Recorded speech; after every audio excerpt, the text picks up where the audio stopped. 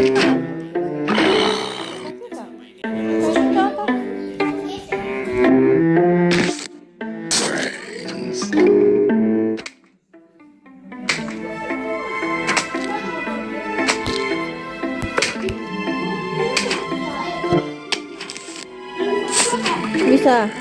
Minta satu stick.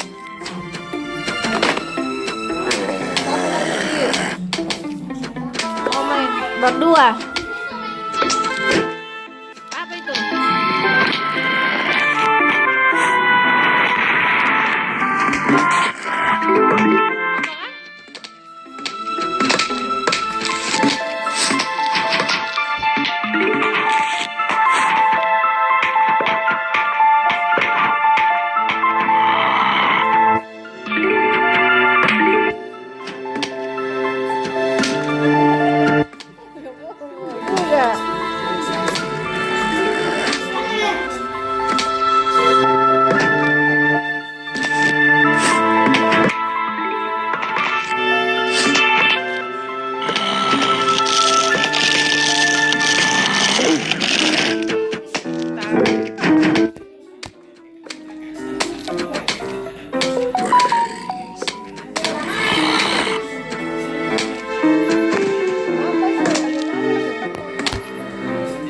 Tembak berdua kan?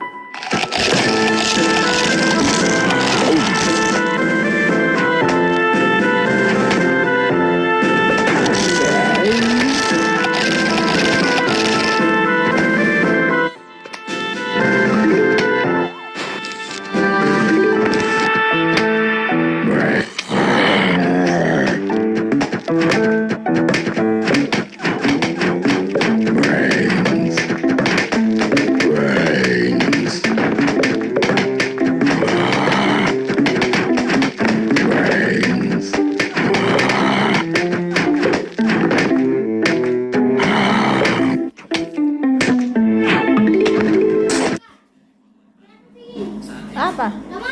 Starkey. Baru? Bagaimana tahu? Game apa nak pilih? Tak tahu tembak-tembak. Enggak dulu. Coba lihat. Apa judul game ini? Call of Duty. Oh, bisa judul apa? Panggung yang sama dan membuat pengumuman yang mengejutkan. Tanpa pemberitahuan terlebih dahulu, Nintendo mengumumkan pembatalan kerjasama dengan Sony dan menyatakan bahwa mereka akan bermitra dengan Philips yang merupakan saingan langsung Sony dalam pengembangan teknologi CD. Mereka menyatakan bahwa kedepannya proyek add-on CD-ROM untuk Super Nintendo akan dikembangkan bersama Philips. Pihak Sony pun terkejut karena mereka tidak diberitahu sebelumnya. Bahkan mereka baru mengetahui pengkhianatan ini dari siaran pers resmi Nintendo. Beberapa waktu sebelum Consumer Electronics Show dimulai, Yamauchi secara diam-diam mengirim ketua Nintendo of America, Howard Lincoln, dan Presiden Minoru Arakawa ke Belanda. Mereka memiliki misi untuk menegosiasikan dan menandatangani perjanjian rahasia dengan Philips, perusahaan elektronik asal Belanda yang pernah menjadi mitra teknologi Sony dalam pengembangan CD.